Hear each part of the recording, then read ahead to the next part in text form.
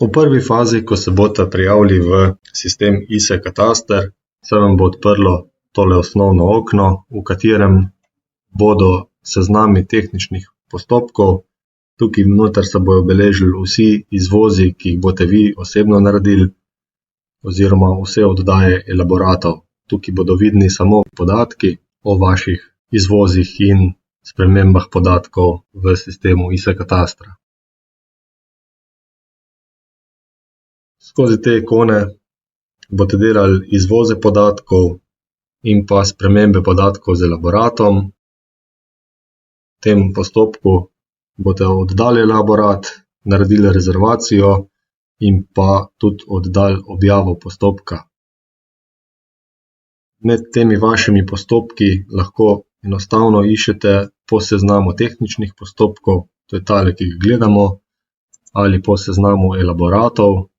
V primeru, da naredite samo rezervacijo ali objavite postopek, tem se vam tale ID tehničnega postopka še ni kreiral, ta se le kreira v primeru, ko elaborat tudi oddate v sistem ISE-kataster ali pa v primeru izvoza podatkov. Se pravi, vkolikor imate narejeno samo rezervacijo in pa objavo postopka, enostavno poiščete ta postopek tukajle med temi vašimi postopki in v tem postopku pol naprej tudi oddajate elaborat. Ko elaborat prevzamete v sistem ISE-kataster, se enostavno doda še ID tehničnega postopka in elaborat prispe v ta seznam. Tukaj imate ID postopka in ID elaborata. Ko elaborat oddate na GURS, se vam bo tukaj kreiral tudi ID procesa. Tle je zapis, ali gre za izvoz podatkov ali za spremembo podatkov z elaboratom, oziroma če gre za komasacijo zemljišč.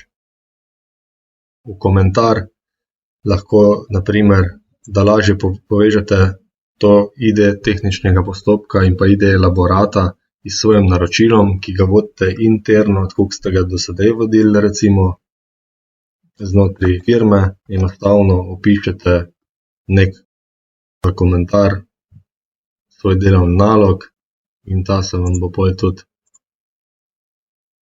se vam bo zapisal noter v komentar, da boste lahko tudi poiskali ta postopek čez par let, koliko bi vas kaj zanimali. Datum spremembe, tukaj se beleži datum zadnje spremembe, se pravi, mi smo zdaj vpisali ta komentar, je bila to zadnja sprememba narejena. Kolikor je elaborat bil že predan na GURS, dobimo informacijo s strani delovodnika tudi, kdo je te referent pregleduje naš elaborat in pa v kateri fazi preverjanja je. Kolikor boste elaborat oddali, bo tukaj pisalo, da je elaborat oddan. Ko bo referent ta elaborat plombiral, se vam bo napisalo, da je plombiran in nato uveljavljen. Kar se tiče ISE-katastra, tukaj omogoča tudi iskalnik elaboratov, to je ID-posel, kjer enostavno lahko iščete na posamezno nepremičnino, lahko pa tudi po ID-posel. S tem gumbom vstopate v grafiko, kjer delate poizvedovanje. Tukaj noter boste imeli uporabniška navodila in pa se pravi nekaj o uporabniku.